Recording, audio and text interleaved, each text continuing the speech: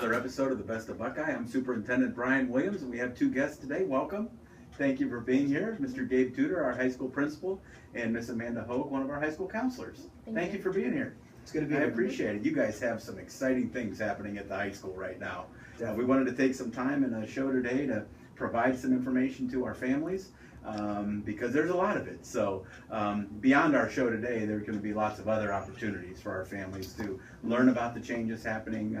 Some of them state mandated, some of them as a result of your leadership and you guys making these changes happen, which are positive for our students. And I know that as our families learn more and more about these changes, they're going to be pleasantly surprised and happy about some of the things happening at Buckeye High School. So thank you very much for that ahead of time, and we'll talk a little bit about that. But why don't we just in general, can you talk a little bit about some of the curriculum changes that are coming to Buckeye High School? Definitely. We have increased options for students next year through our AP courses, which are advanced placement. We're also bringing in dual enrollment, which will open up our schedule and allow students to take a better mix of both high school and college classes. And then we're also making changes to our math and science tracks for students too. Okay. And again, some of these changes are as a result of state law that's changed, that's requiring more opportunities for our students to take college classes. But many of these changes are you guys, especially, for example, the AP. We have had some limits to AP classes in the past, and we certainly won't be able to offer every AP class that we want to offer, but I think you guys are systematically looking at how can we continue to offer, for example, AP classes to our students that they can take advantage of. Now, AP classes offer college credit to our students. Correct. Can you talk, Mr. Tudor, about how that works with the AP? Yeah, so one of the big things that hopefully we'll accomplish a little today, and then with some upcoming meetings as well, is to kind of make sure that parents and students understand what a CCP course is, what an AP course is, and the advantages of each of those, as there are unique advantages to each of those.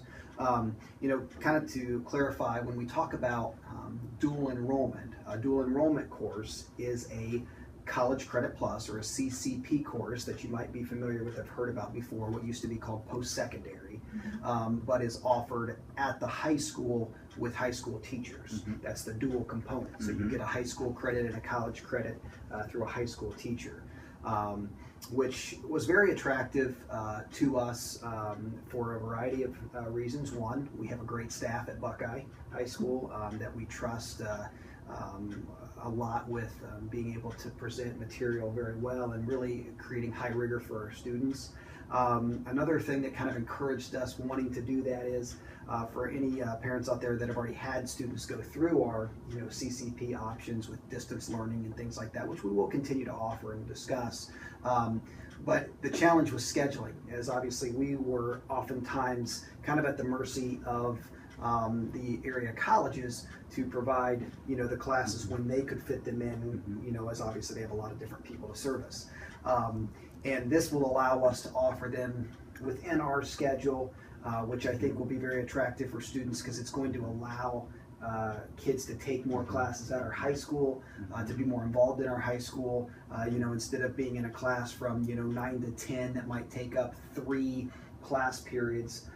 We can offer that just second period, and offer that more days and things like that. So we're really hoping that this creates some flexibility for our students in their schedule.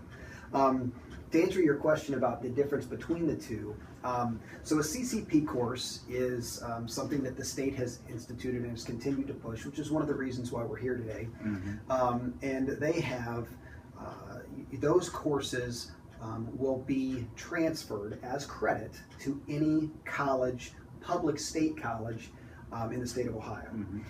If you go to a private school, some do, some don't. If you go out of state, you may or may not get credit. The benefit of it is it is paid for by the district and by the state, and you do not have to pass a test at the end of the course. You obviously have to have a passing grade in the course, but you do not have to have a it's not a finalized test. The negative is that it is limited in its transfer. Now, at the same time, the state has done a very good job of making it where these credits do transfer very seamlessly within the state of Ohio. We are offering all of the courses that we're going to offer at our school are going to be called tag courses, or basically are through this transfer module, where basically whether we would offer them through Tri-C, Akron, Kent State, wherever, the course, the curriculum, the rigor is the same. And so that is recognized by every college in Ohio that is a state public institution. And so, if you're looking that route, it's a great option.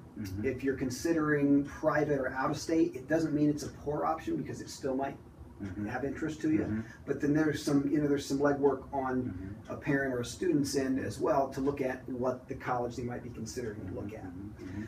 With AP, AP is always a great thing. It's a great option. AP is a nationally recognized curriculum, where the rigor is recognized the same throughout the United States.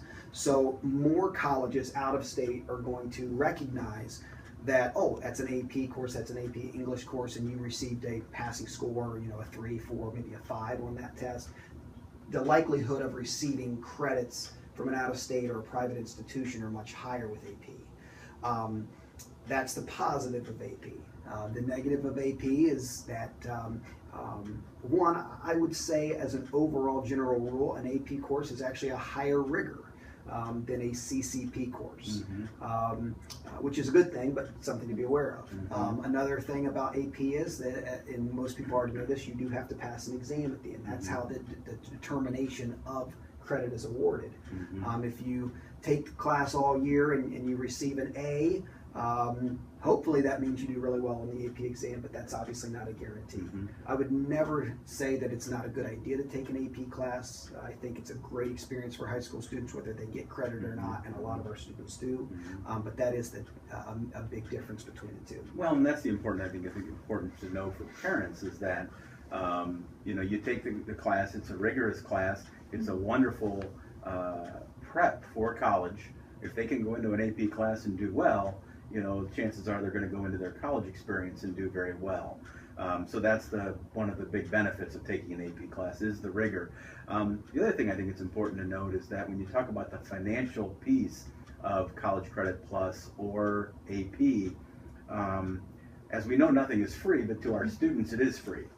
But to our school district, we're paying for those classes, obviously. And when you talk about the state, this was one of the state's initiatives, was to encourage students to start taking college classes in high school. And so that's what this program is really all about, is providing opportunities for our students to begin taking and receiving college credits while still in high school. So that's, it's a great opportunity for our students. And again, thank you to you guys for your work in making it happen. Is there more information available about College Credit Plus transfer credits to Ohio schools? There are. There's actually a really great website. If you go to the Ohio Department of Higher Ed, they have a transfer module that if you take whatever courses you're taking either through Akron or Tri-C or LC and type them in and pick another state school, such as Ohio State, it'll tell you exactly what will transfer and how it will transfer. As students go on, if they start in CCP as freshmen and sophomores, by the time they're juniors and seniors, they're taking higher level classes, which is great, but it's not a guaranteed transfer. And so we've had students in the past who have taken a higher level English or a higher level science that is only accepted as an elective credit at whatever institution they decide to go to post-secondary. And there's, and that is a great website. In addition, our guidance department, Mr. Calaredes and Mrs. Hogue have also created, I guess what I would call maybe a cheat sheet for local colleges that will be available officially starting next Monday. We'll have it posted on our website, and I'll also put a link on Twitter and Facebook and things like that about it, where just as many local area colleges as we could find, the classes we're going to offer, and some other very common classes, we show exactly how they transfer in. Because, for example, you might have either way, the tag course will transfer in because that's a guarantee, but at Akron, depending on your major, it might transfer in differently than it does at Bowling Green, and things like that. So that's kind of what we're trying to show you a little bit, just to give, again, the more information we think that parents and students can have. We think all of these are good options, but every student and interest is a little different, and so I'm hoping that this will provide some clarity for you. One thing I want to mention too is beyond your hard work and you guys really being aggressive to make this happen this year, I also want to provide kudos to our staff, our teachers, and we've had this conversation many times that as we looked at our teachers' qualifications for teaching these college classes, we have so many teachers that have gone back to get their master's degree in their content area or many other ways that they're able, and because it's not easy to teach one of these college classes as a high school teacher. They have gone back, they've gotten the qualifications they need in order to do that and in order to provide these opportunities to our kids. So, and in many cases, a school like Buckeye, which I guess we're considered to be a little smaller than some other schools, but I would venture to say we have more teachers that are qualified and eligible to teach these classes than maybe some other bigger high schools in our area. So kudos to them and thanks to them for not only having that eligibility, but their willingness to do it. I mean, we can't certainly force them to do this, and they've really stepped up to want to do this and want to provide these opportunities to our kids. Yeah, I would second that, and even clarify, from my previous experience in my past district, was probably double the size of Buckeye. And we have double the amount of teachers already that have that licensure. We also have multiple teachers pursuing masters in content area currently to even increase our options, which again, I think makes us very unique and special. And then the other part of that is kind of what you say is the amount of our teachers. I mean, we all get comfortable doing things and at times are hesitant to try new things, and our teachers have been very willing and open to considering ways to better meet our students' needs, and I think that speaks volumes on the staff we have. And I might add, at their personal expense when they go to take these college classes. As we know, the cost of college is very, very expensive, and likewise to our adults, the adult learners in our district that are taking college classes, those are very expensive, and they put that money out of their own pocket to take those college courses in large part and partly to be able to teach these courses for our students. So again, we want to thank them for that. You mentioned our website. Can we talk about how do our families find out more about this? I know the guidance website has a lot of information about that, and you mentioned if our folks aren't on our Facebook page or our Twitter page, and there are multiple Facebook and Twitter pages out there, but what is the best way for our families to learn about this? We are actually hosting on January 19th at 7 p.m. at the high school. It's a mandatory meeting for any students who have not participated before. They need to come with a parent, and any students who are currently participating but want to know about the changes are more than welcome to come. We have representatives from Akron, Tri-C, and LC who will be presenting, along with myself and the other counselor, pretty much everything you need to know about the program. Okay. And if you can't make it, or if you have questions, between myself and the other counselor, anytime, email or calling, we're happy to answer what we can. Well, again, one of the most important things is that we're always available. We want to make ourselves available. If somebody has a question, they can call us, they can email us, and chances are, if they have that question, others have that question. So the forums that you have coming up where parents are invited in, one mandatory January 19th, is that what you said? Yes. And what time is that? 7 p.m. In the high school auditorium? High school auditorium, 7 p.m. January 19th, so that'll be an important meeting for those interested. What grade level should come to that? It is open to all current 6th through 11th graders. And you said something there that probably some people might be surprised about. 6th grade, because they are actually eligible to take College Credit Plus starting in 7th grade. Correct. Can we talk about that a little bit, or why, and I guess maybe I'm asking you to surmise, but what's the philosophy behind allowing 7th graders to start taking college classes? Do we know?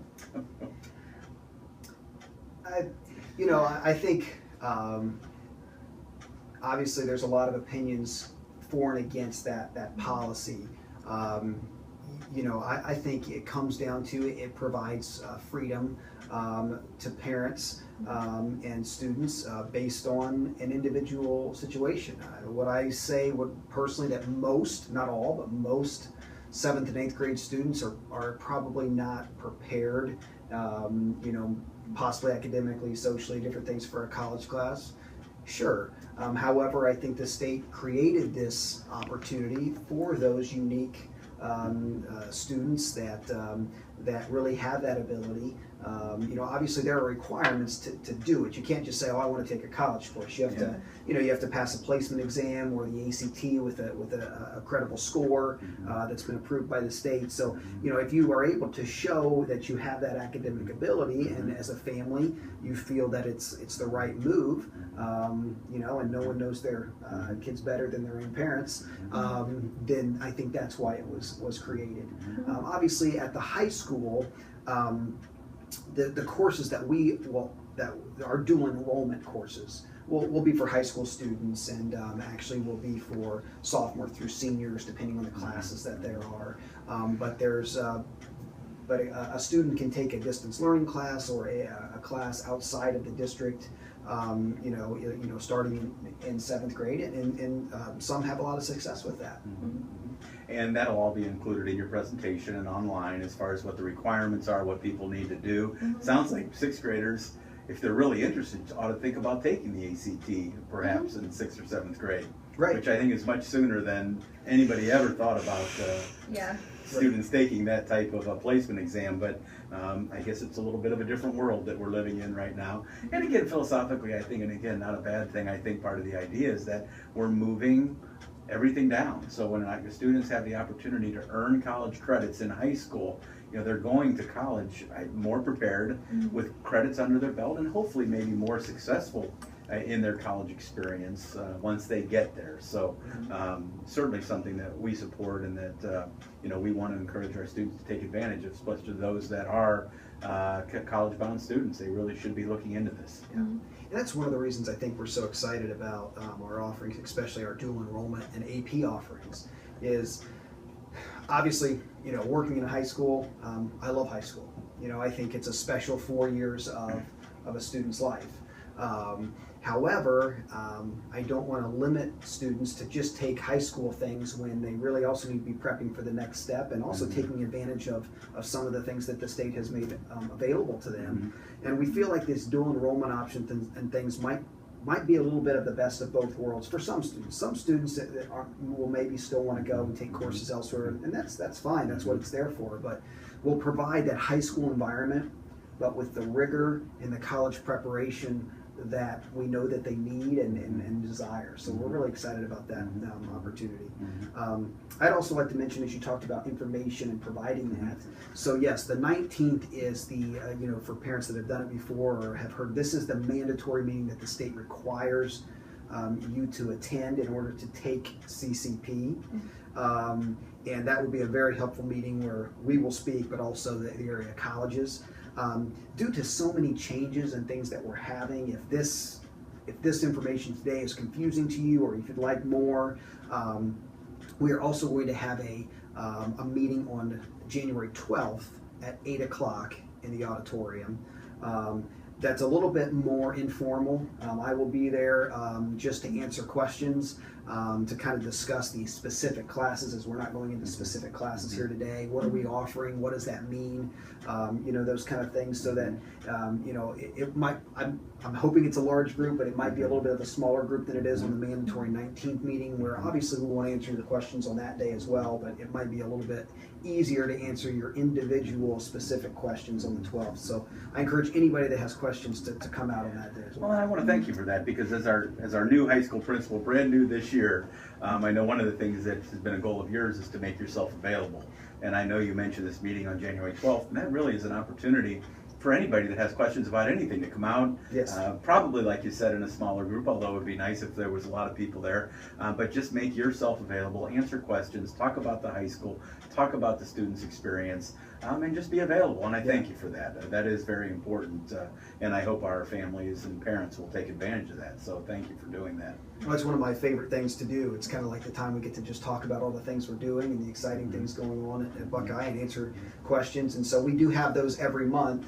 I mean, this one specifically is primarily for CCP, but of course we'll talk about other things as well. But we will try to continue to have those every month. So it's just an opportunity for parents to come and discuss. And that communication is a priority for us across the whole district. So again, I would reiterate that if anybody has questions about anything in our district, you know, please contact the building administrator, contact myself. We'll make sure they get the information they need. What else do we need to talk about? Anything in conclusion that we haven't brought up or mentioned today that we want to talk about as far as CCP or AP or college classes go? I think we've covered most of it. Again, if you have specific questions, if you have questions about taking the ACT or taking placement courses or how you even start the process, again, myself and the other counselor, Mr. Calorides, this is a big part of our job. We work with these students every day, and we're happy to give out information and direct parents and students in the right direction. If they happen to be a 6th or 7th grade parent, should they still contact you, or should they contact the counselors in their buildings, or how would you suggest somebody at that level go? And January 19th would be very important for them to come if they're parents of 6th or 7th graders. They will be. So that may be a very good first step. But checking out the website, going to your guidance page, I mean, those are all good first steps. They can always contact the counselors in their building first as a stepping stone, or they can come directly to us. I have a couple, actually, 7th and 8th grade parents right now who I've been in contact with, as their students will start second semester as college students, and so they come directly to me, and that's fine. Good. Mr. Tudor, anything else you can think of? No, I don't think so. Great. Appreciate everybody that's watched. If you have questions, again, our counselors are very knowledgeable. Ask them. You can contact me if you have any questions as well, and we'll do the best to help you. Good. Well, thank you very much. We want to thank you for tuning in today. Again, very important information that we're providing here today, and that's why we wanted to do a TV show on it today. But we'll have more episodes of The Best of Buckeye on other important topics within our school district. Again, if you ever have questions, please call us. Let us know what those questions are. I'm Brian Williams, Superintendent. This has been another episode of The Best of Buckeye.